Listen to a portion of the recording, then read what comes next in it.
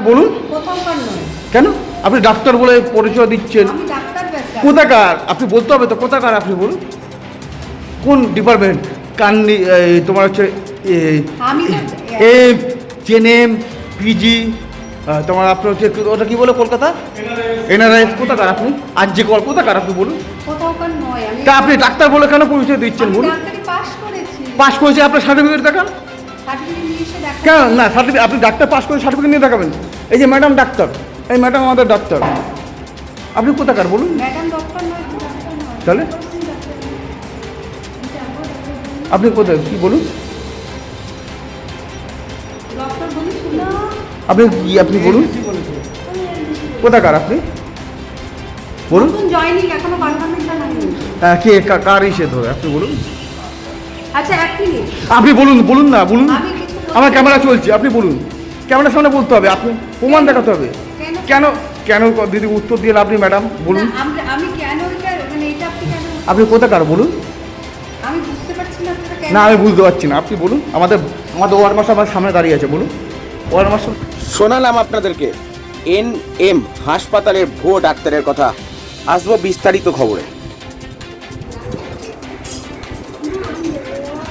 কল্যাণীতে সরকারি হাসপাতালে ফের দুই ভুয়ো মহিলা চিকিৎসকের হদিশ মিলল। ঘটনাটি নদিয়ার জেলার কল্যাণী জওহরলাল নেহেরু মেমোরিয়াল হাসপাতালে। হাসপাতাল সূত্রে জানা যায় গতকাল আনুমানিক দুপুর 3টে নাগাদ হাসপাতালের ভেতরে দুই মহিলাকে ঘোরাঘুরি করতে দেখে হাসপাতাল কর্তৃপক্ষ এবং তারা চিকিৎসা সংক্রান্ত কাজ করছিলেন ক্যাম্পাসের ভেতরেই। দেখে সন্দেহ হল হাসপাতাল কর্তৃপক্ষের। তৎক্ষণাৎ তাদেরকে জিজ্ঞাসা করা হয় তারা কারা, তাদের পরিচয় কি। দুবার দুরকম উত্তর আসে ওই দুজনের কাছ থেকে, ফলে সন্দেহ আরও ঘনীভূত হয়। তাদের সার্টিফিকেট দেখতে চাওয়া হয়, রেজিস্ট্রেশন নম্বর জানতে চাওয়া হয়। দুবার দুরকম রেজিস্ট্রেশন নাম্বার বলাতেই হাসপাতাল কর্তৃপক্ষ তাদেরকে আটকে রাখে এবং খবর দেয় কল্যাণী থানায়। খবর পেয়ে ঘটনাস্থলে আসে কল্যাণী থানার পুলিশ। এরপর জানা যায় একজন বন্দনা সেনগুপ্ত কলকাতার বাসিন্দা, তিনি নিজেকে চিকিৎসক বলে পরিচয় দেয়। অপরজন জয়তী দাস হুগলির বাসিন্দা, তিনি এলডিসি অর্থাৎ লোয়ার ডিভিশন ক্লার্ক। এরপর সন্দেহভাজন ওই দুজনকে তুলে দেওয়া হয় পুলিশের হাতে। হাসপাতাল সূত্রে জানা যায় তারা এই হাসপাতালে কেউ নয়, তাদের নাম কোনো রেজিস্ট্রেশন নেই বা খাতায় তাদের নামও নেই। এরপর পুলিশ তাদের নিয়ে যায় কল্যাণী থানায়। শুক্রবার তাদেরকে পাঠানো হয় কল্যাণী আদালতে। এই ঘটনায় রীতিমতো শোরগোল পড়ে গেছে হাসপাতালে। আতঙ্কিত চিকিৎসা করাতে আসা রোগীরা এবং তাদের পরিবারের সদস্য। সরাসরি এবার শোনাবো হাসপাতাল কর্তৃপক্ষ কি বলছেন। নদিয়া থেকে মলয়দের রিপোর্ট, ডেলি নিউজ। 3টে নাগাদ আউটডোর শেষ হয়ে যাওয়ার পর 3টে সাড়ে 3টের সময় দুজন ভদ্রমহিলা আমাদের যে চোখের আউটডোরে যে আমাদের ওপিডি টেবিলটায় বসে কিছু লেখালেখি করছিল একটা রেজিস্টারে।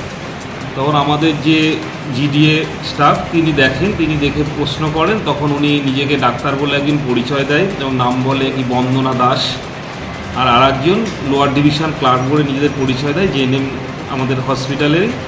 তার নামটা এক্সাক্ট মনে পড়ছে না, জয়তী বা এরকম কিছু। তারপরে আমরা জিজ্ঞেস করতে উনি দুবার দুরকম রেজিস্ট্রেশন নাম্বার বলে এবং কোথাকার ডাক্তার তাও ঠিক করে বলছি না, ওনার কথার মধ্যে অসঙ্গতি। এবং আমরা তখন আমাদের বড়বাবুকে বলি, তখন দেখি এই নামে আমাদের কোনো লোয়ার ডিভিশন ক্লার্কও নেই।